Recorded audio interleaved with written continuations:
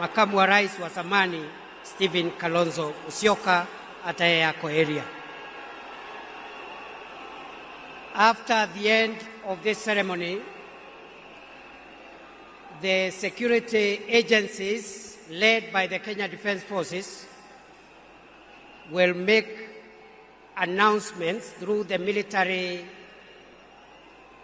MC on the procedure that is going to be followed, because immediately after this, we want mourners who have come to pay their final respects to our departed leader to have as much time as possible in an orderly manner, in a dignified manner, to view the body of our leader. And we want that exercise to begin as soon as possible, but we want to appeal for order, for calm. We have enough time. We are not in a hurry. Everybody who has come here today for that reason will get a chance. As a committee that has been working on this, we want everything to go right. So please, our military, our security agencies will help us coordinate that so that we have security in the stadium as we pay our respects to our departed leader. Before we do that, allow me, ladies and gentlemen, now to invite the President of Kenya, His Excellency William Samuel Ruto, to come and address us. Mr. President, sir.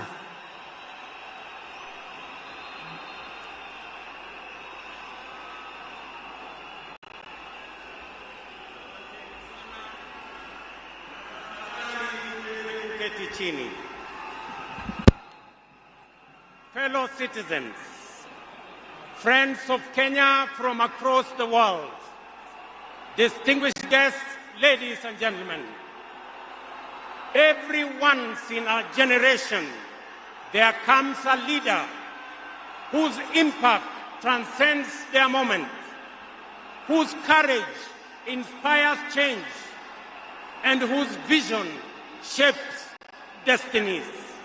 Ambo, Odinga, Jacom, Enigma, Warding, Baba, the man in whose honor we gather here today belongs to that rare, irrepressible breed of human beings.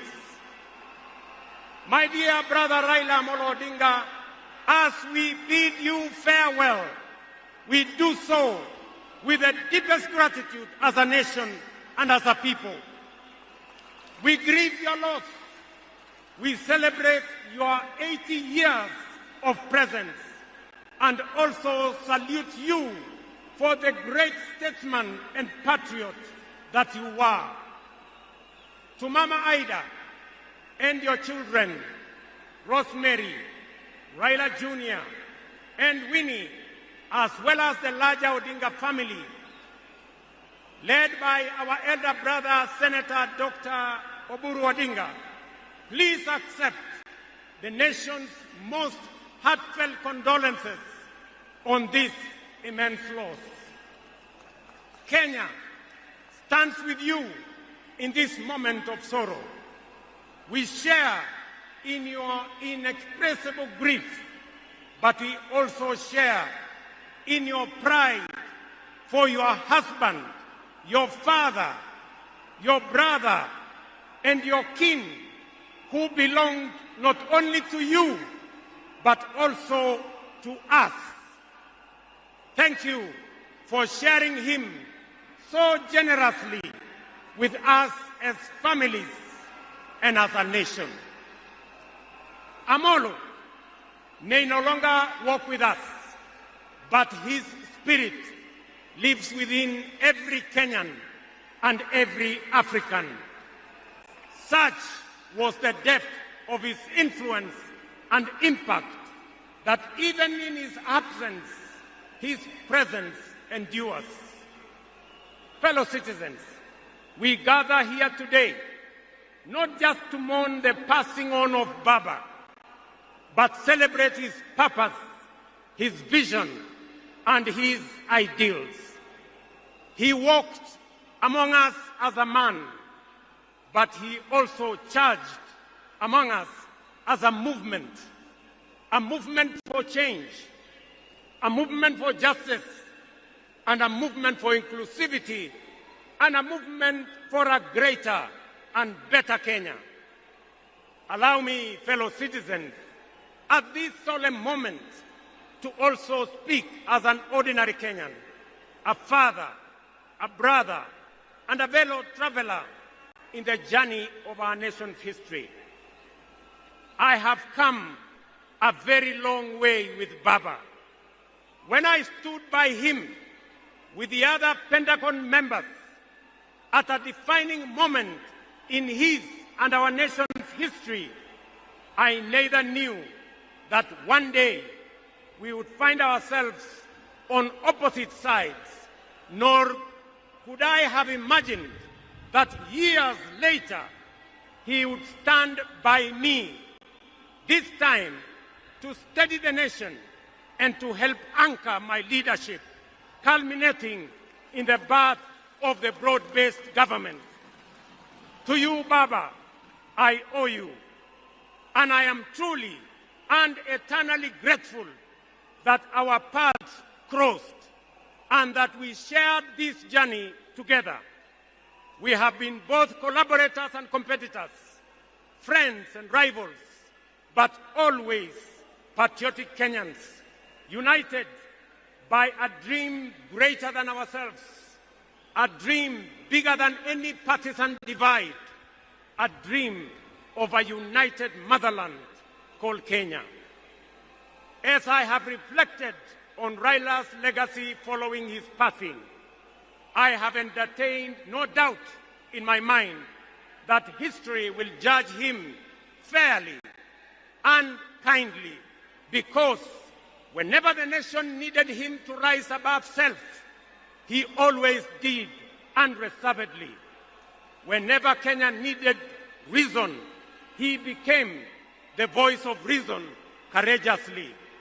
And whenever the country needed a hand of reconciliation, he offered it without hesitation.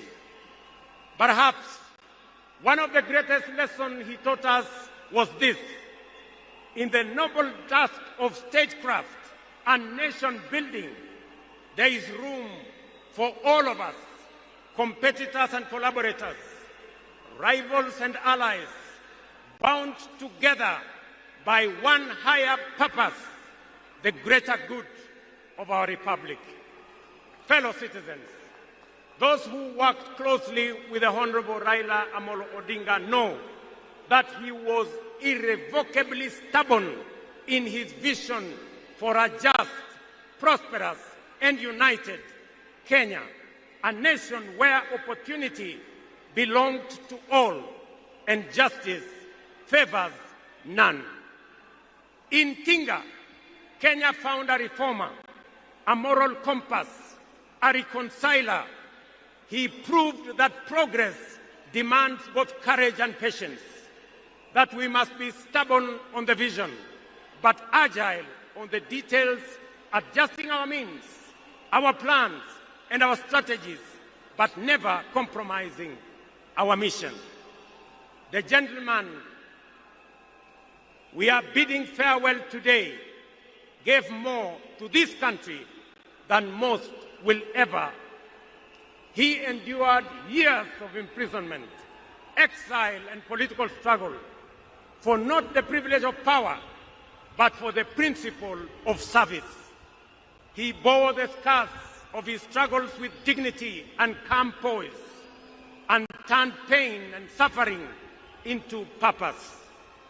Jacom was also at home in the humblest of homes and at ease on the grandest of global stages. His heart belonged to the people. He shared in their pain, rejoiced in their victories, and never lost faith in the people's goodness.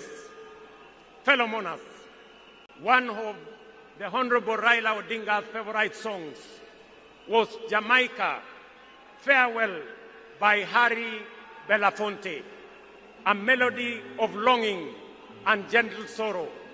He often broke into a dance and with a big smile sang, "Round the Bay of Mexico, where the sun shines daily."